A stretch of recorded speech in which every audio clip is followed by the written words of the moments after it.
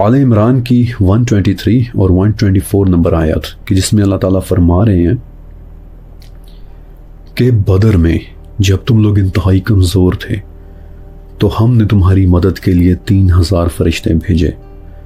اور پھر اللہ تعالیٰ یہ بھی فرما رہے ہیں کہ ان فرشتوں کا بھیجنا صرف تمہاری تسلی کے لیے تھا، ورنہ مدد تو صرف اللہ کی ہوتی ہے۔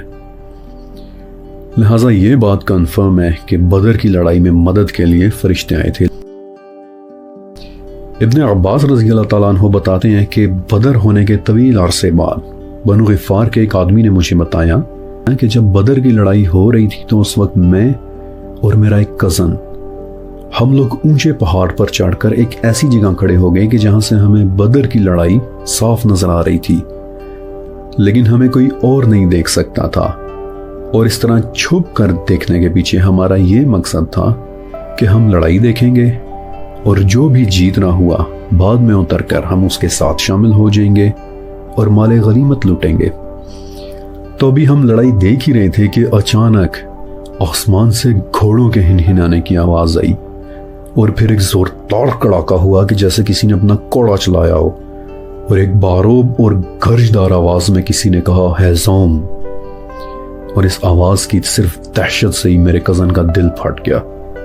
یعنی اس کو ہارٹ اٹیک ہو گیا، اور خوف کے مارے میں بدک کر ایک چٹان کے پیچھے بیٹھ گیا کہ جہاں تمام لڑائی پھر میں خوف کے مارے ہی کانپتا رہا تھا۔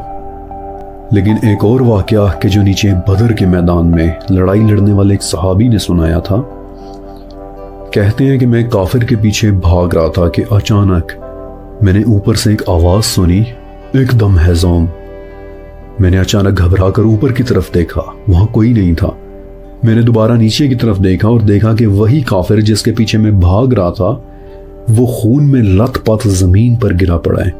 اس کے ناک کی ہڈی ٹوٹی ہوئی ہے، اور چہرہ ایسے ہو گیا ہے کہ جیسے کسی نے کوئی بہت طاقتور چیز اسے بہت زوردار طریقے سے اس کے منہ پر ماری ہو۔ اس کا چہرہ مکمل طور پر پھٹ چکا تھا۔ بعد میں اس صحابی نے جب رسول اللہ کو یہ واقعہ سنایا تو آپ نے فرمایا کہ اسے ایک ایسے فرشتے نے مارا تھا کہ جو تیسرے آسمان سے آیا تھا۔